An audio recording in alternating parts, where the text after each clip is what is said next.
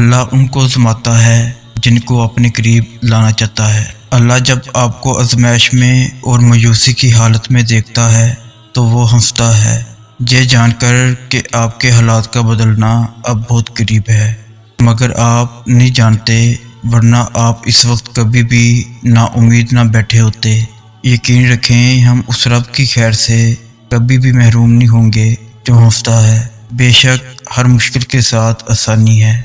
جب اللہ تمہاری مشکل میں کوئی مددگار نہیں بھیجتا تو یہ مت سوچو کہ وہ تمہیں مشکل میں تنہا چھوڑ دے گا۔ اس مشکل میں جس میں تمہارے ساتھ کوئی نہ ہو، اس میں وہ خود تمہاری مدد بن جاتا ہے، تمہاری مشکلات کا حل بن جاتا ہے۔ اللہ کبھی بھی اپنے بندوں کو تکلیف میں تنہا نہیں چھوڑتا۔ جب اللہ تمہیں آزمائش کے اس مقام پر لے آتا ہے جہاں تمہارا صبر حد سے گزر جاتا ہے، تب وہ تمہارے لیے ناممکن سے معجزے فرماتا ہے۔ آزمائش تو آپ کو مزید اسٹرانگ اور پاورفل بنانے کے لیے ہے۔ آزمائشیں ہی تو طے کرتی ہیں کہ آپ کا مقدر کیا بننے والا ہے۔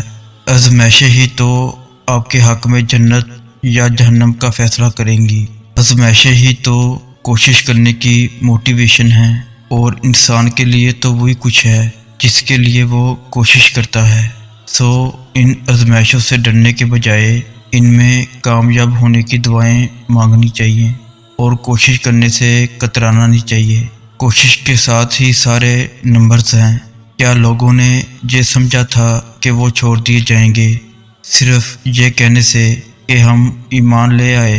اللہ کی آزمائش میں جب انسان اپنے رب کے قریب ہوتا ہے تو اس کو راحت مل جاتی ہے۔ جو اپنی کھوج میں لگ جائیں تو پھر وہ دوسروں کو کھوجا نہیں کرتے۔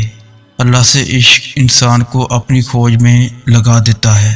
اگر آپ کسی ایسی آزمائش یا مشکل میں پھنسے ہوئے ہیں جس سے نکلنے کی کوئی بھی راہ آپ کو نظر نہیں آ رہی ہے، تو اللہ سے مدد مانگیں، اور اللہ کی محبوب عبادت کے ذریعے اس کی مدد مانگیں۔ اللہ کی سب سے محبوب عبادت کون سی ہے؟ نماز۔ ابھی اسی وقت 2 رکعت نفل پڑھیں اور اللہ کے ساتھ اپنا معاملہ ڈسکس کریں۔ بس ایسا کر لینے سے ہی آپ کے دل کو فوراً سکون مل جائے گا، اور پھر کسی نہ کسی ذریعے سے اللہ آپ تک آپ کی پریشانی کا حل پہنچا دے گا۔